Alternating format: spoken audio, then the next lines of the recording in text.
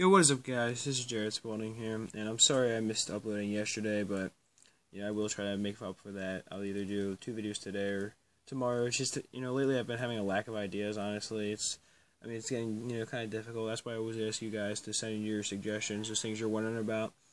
So it is getting kind of difficult, so I do apologize for that. But anyway, to get into this video, today I'm going to be discussing what makes a coin valuable, because I already did a video about what makes silver valuable. And obviously, all these coins are silver, so they hold a little bit of value because of that.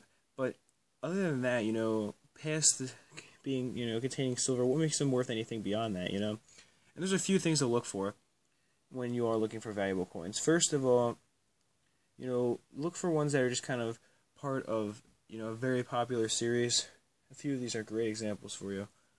These dollar coins I got right here are all, part of two very popular series, probably the most well-known, silver dollar series among collectors.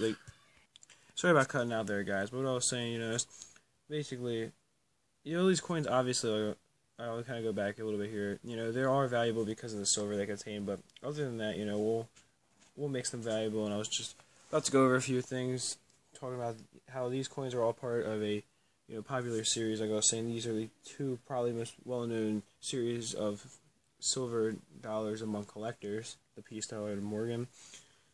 And, this series came right before this one, and they're both, very, very legendary, I guess you could say. There's some that are quite valuable. None of these are, exceptional. These are all worth probably at least twice melt, but, after that, not too much. Because this one's the only really old one I have, 1887. The rest are just worth something because they're conditioned, especially this coin. This is probably worth about $50. If I could show it to you, this is my most valuable dollar coin that I think I have. At least out of all these, I think it's the most valuable, I believe. Because none of them are exceptional dates, but that one's just in the best condition. It looks really nice. I'll show you the details here. It's a really nice looking coin. This camera really doesn't do it justice. I need to just get my old camera to start working again, but in the meantime, I guess this will have to do. But anyway, that's one thing to look for is, and these are also all the Barber series are really popular. Barber quarter, Barber half, just a half, bust half. I'm about to say Barber, but and this leads me into the next thing though, is the age of the coin. It's always something you have to look at. But don't be fooled, because not all old coins are necessarily valuable. Because honestly, this coin's newer than this one by a little bit here, by 31 years, but this one's more valuable.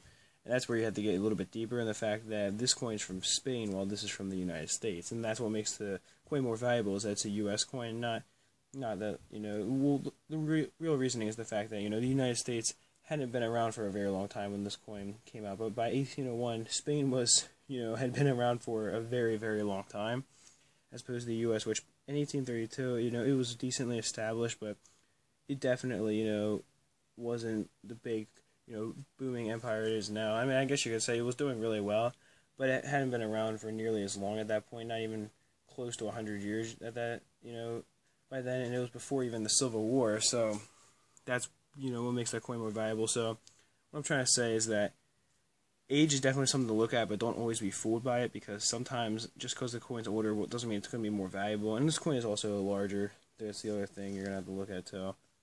It's probably in overall better shape. You can still see the details on it after almost 200 years, which is pretty exceptional, I think. I picked that coin up for a really good deal. Picked this one up really cheap too, but it's not quite so nice. It's certainly not ugly. It's got a lot of the details, but it's a little beaten up, very worn down as well. And that's the other thing I'm going to get into here, is condition.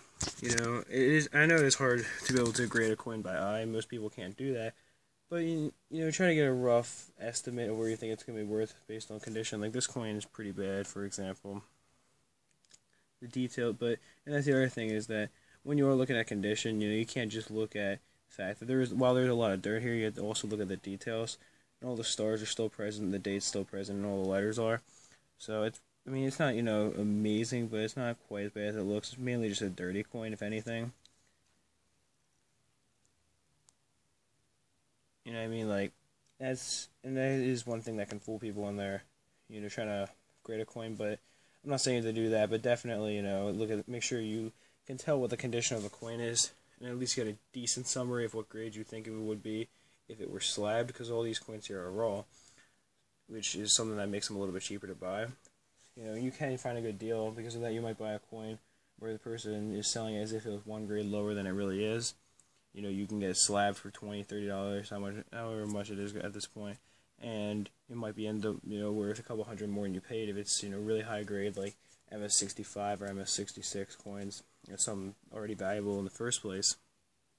You can end up making a decent amount, but honestly, there's not too many factors that contribute to the coin's value after, you look at the silver melt, but definitely just ones that are part of a popular series. I was saying, all these have been minted probably in the millions, but the fact that, this is a piece dollar is what makes it valuable, and the silver content for these coins really do help them out a lot. There's probably, most of these coins, probably half their value is silver, so, that's definitely something that these coins kind of rely on, while these coins not so much. I mean, maybe this one a little bit, but definitely not as heavily as all these coins, though. And, you look at that, and you can look at, again, like I was saying, age of the coin, where it's from, what country it's from also, and just the overall condition of the coin. Honestly, beyond that, there's not really too much that can determine a coin's value. There's other small things I'm sure people will look for, like, maybe the whole thing with toning, although that's usually just considered damage anyway. Although, that can make a coin more valuable if you're lucky, depending on how it looks. But anyway, hope you guys enjoyed the quick video. That's it for this one. Peace, love, much respect.